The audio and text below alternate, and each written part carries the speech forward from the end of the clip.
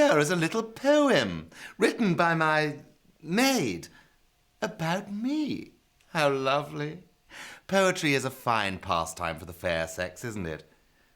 I won't read it. It's not that good. With this in mind, I have a tale of uplift and moral improvement. The tale of little James White. Mr. White Sr. was a fine, upstanding gentleman. No, damn it! 500 slaves! The Belgian Congo! Well, burn another village if you have to! Jesus. Daddy. Little James. Daddy, look, I've written you a poem. Darling, the ivory tusks and gorilla ashtrays have arrived. Shall I tell the man to put them in the cellar? Of course. Mother, look, I've written a poem. I beg your pardon? Well, shall I read it? Of course not. Run along and play, won't you? Dear me, I don't know what's got into the boy. Oscar Wilde if he's not careful. My God, poetry! Oh. Let's worry about that later. Your manly, musky anger has quite overwhelmed me. This is England, woman. If only Mr. and Mrs. White had paid a little more attention to their son, for there was no doubt that that young man was being drawn towards the feminine arts. Oh, please, darling. You great steaming lion, you. Damn it, woman, it goes against all the laws of decency. All right, just this once. What's that? What? Coming from James's room. Oh, leave it. It sounds like... The entrance of the fairies.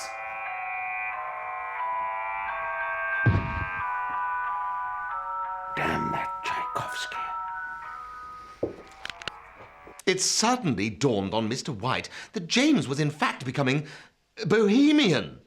So to nip this in the bud, he wisely decided to take James aside and teach him the virtue, value and good common sense of the English shipping business.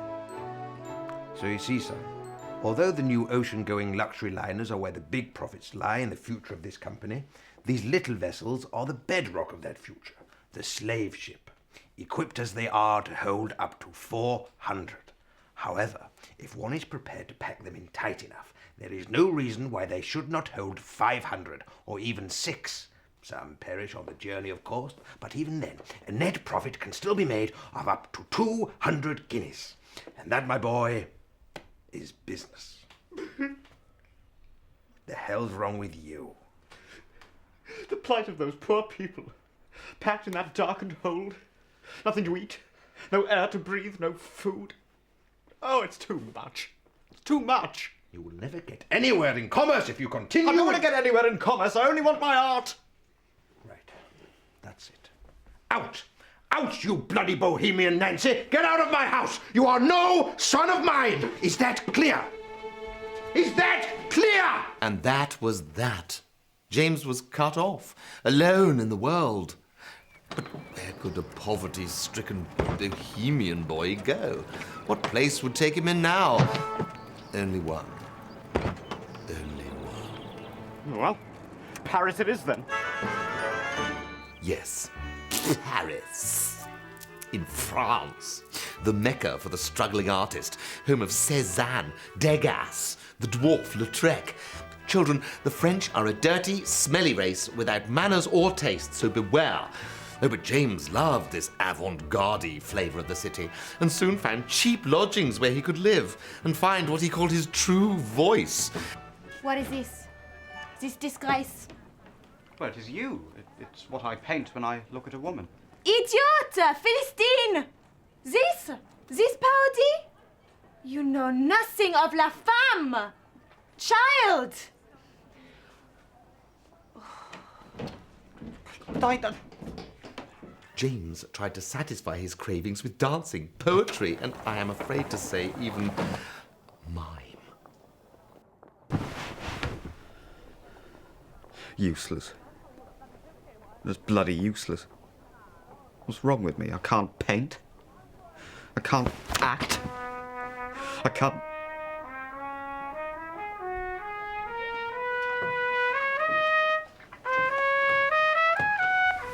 Car ma vie, car mes doigts, aujourd'hui. Who is singing? Where is she that makes such a divine sound?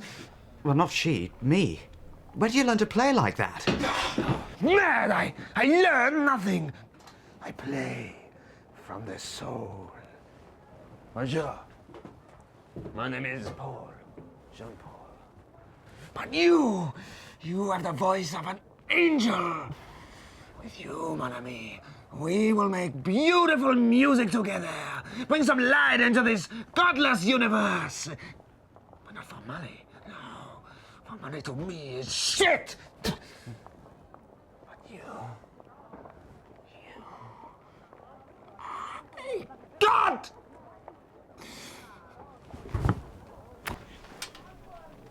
I have waited my life for one such as you. James had found a soulmate, and singing was the expression of his ridiculous, depraved, wretched, decadent, continental barbarity. Get off. Oh.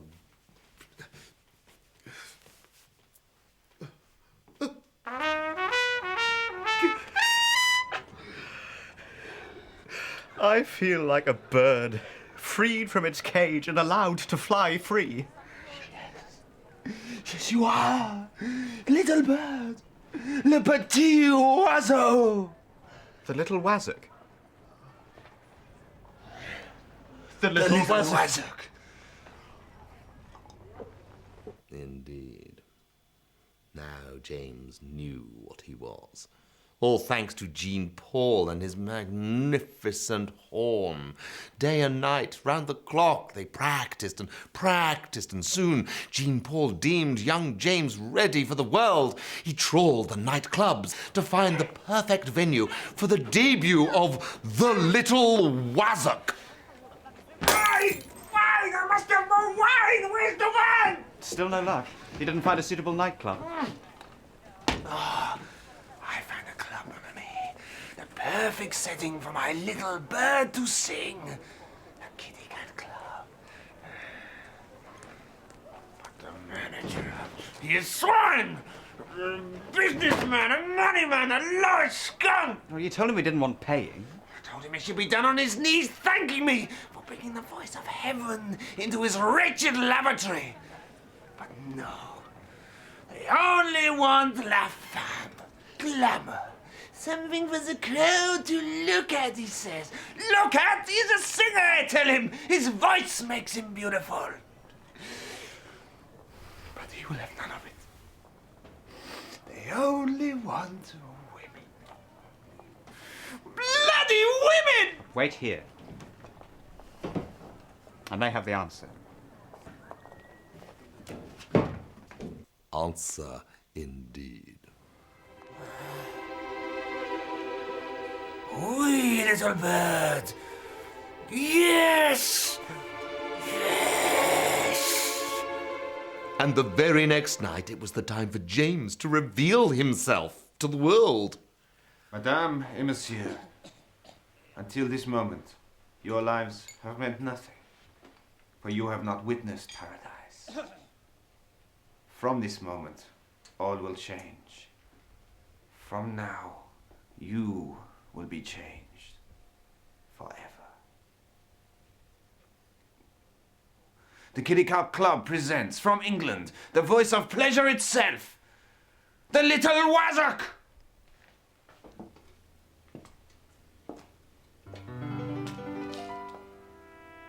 I will be, I will live, I will sing, I will give my talent. And he sang his little heart out.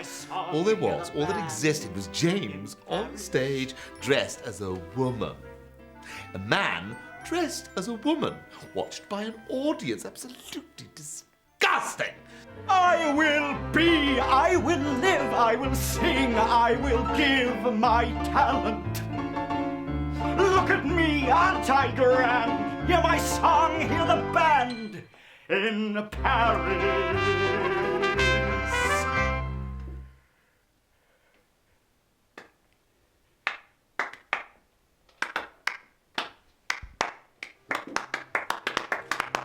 Obviously, those limp-wristed foreigners found something of note in this obscenity, for the applause was rapturous and unanimous.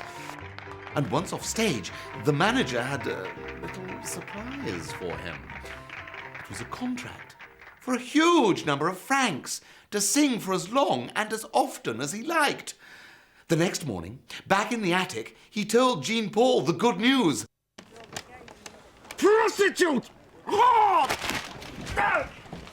Oh, we must have some money. All the wine you drink and the roll-up cigarettes. Judas, I leave now. Do not follow. Jean-Paul. You will never see me again.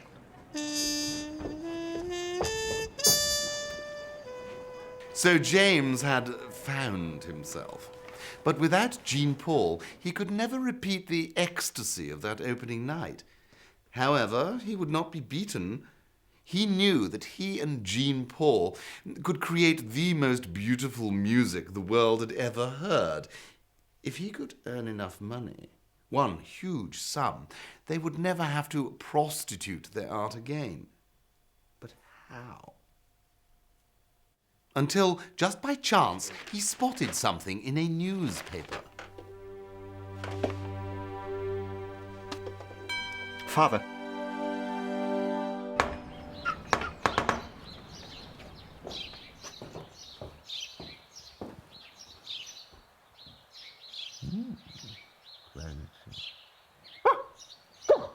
I will not take no for an answer. It does appear you've found some backbone. I am impressed, but look at the state of your... Father. All right. You'll get your job.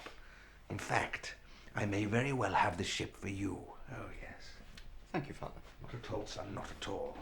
The vessel leaves tomorrow, 18 months at sea. Bit of a rush, but I'm sure the crew will accommodate you.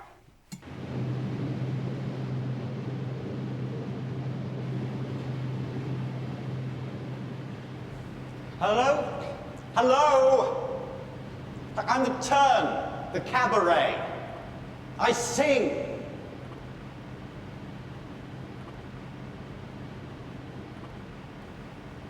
Walpole, this is a slave ship. Look, I think there's been a mistake. I thought this was a cruise liner. I'm supposed to sing.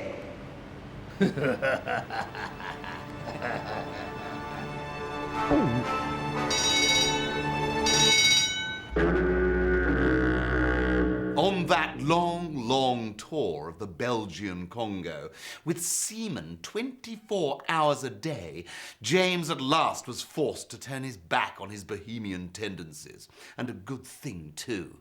It may feel right at the time, but it is dirty and unnatural and against God. Good night.